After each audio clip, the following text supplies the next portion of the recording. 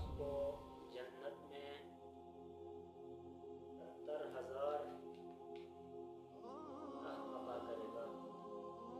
علی کل سریر جاریۃ من الحور العین، اور ان 70,000 تخت میں ہر تخت پر حور بیٹھے ہوں گے. آج کے دن چوتھے رمضان کی دعا یہ ہے: اللہم قونی فیہ علی اقامت امرک. ماہ مبارک رمضان کے چوتھے دن کی دعا میں روزہ دار اللہ سے مانگتا ہے: اللہم قونی فیہ علی اقامت امرک. اے پروردگار، مجھے آج کے دن قوت عطا کر دے تاکہ میں اپنے عمل کو انجام دے دوں. اللہم قونی فیہ علی اقامت امرک. روزہ دار اللہ تبارک و تعالیٰ سے قوت اور طاقت طلب کرتا ہے تاکہ اللہ کے امر کی انجام دہی کرے، تاکہ اللہ کی عبادت کرے.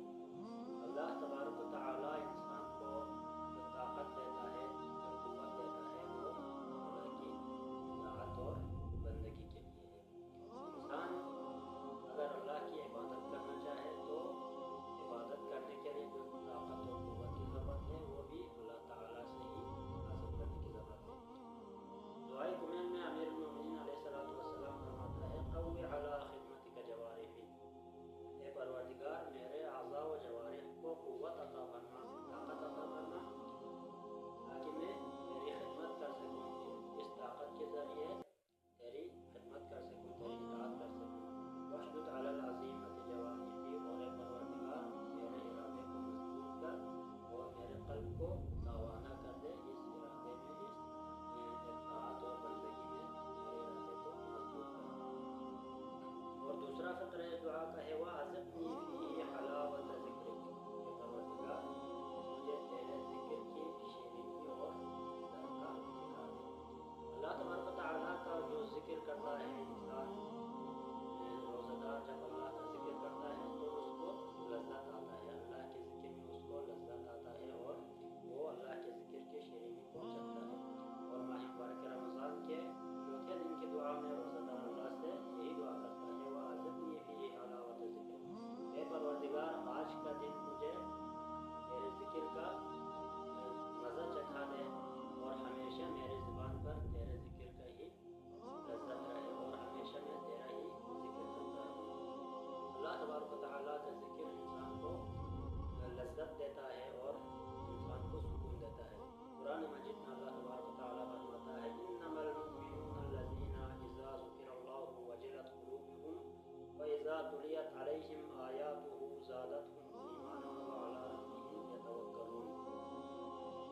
صاحبان ایمان در حقیقت وہ لوگ ہیں، اللہ تبارک و تعالیٰ فرماتا ہے صاحبان ایمان اور ایمان والے وہ لوگ ہیں جن کے سامنے جب اللہ تبارک و تعالیٰ کا ذکر کیا جائے تو ان کے دلوں میں خوف پیدا ہوتا ہے، اور اللہ کی آیتوں کی تلاوت کی جائے تو ان کے ایمان میں اضافہ ہوتا ہے. صاحبان کی ایمان کی نشانی یہ ہے کہ جب ان کے سامنے اللہ کا ذکر کیا جائے تو ان کے دلوں میں خوف پیدا ہو جاتا ہے، اور جب اللہ کی آیتوں کی تلاوت کی جائے تو ان کے ایمان میں اضافہ ہوتا ہے اور وہ لوگ اللہ ہی پر توکل کرتے ہیں. تو صاحبان ایمان کی بھی علامت یہ ہے کہ ان کے اوپر اللہ کا ذکر کرنے سے اور اللہ کی آیتوں کی تلاوت کرنے سے ان کے ایمان میں اضافہ ہو جاتا ہے.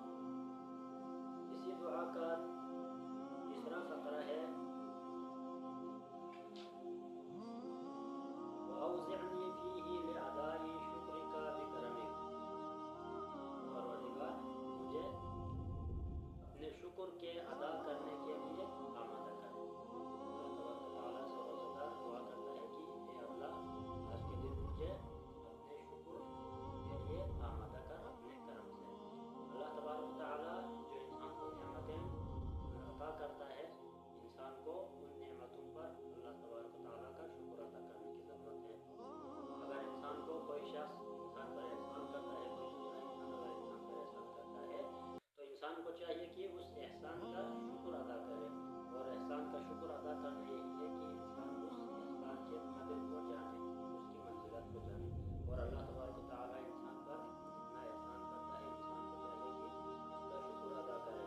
اور اللہ تبارک و تعالیٰ قرآن مجید میں فرماتا ہے کہ اللہ نے جتنے انسانوں پر نعمتیں کی ہے انسان ان کو شمار کرنے سے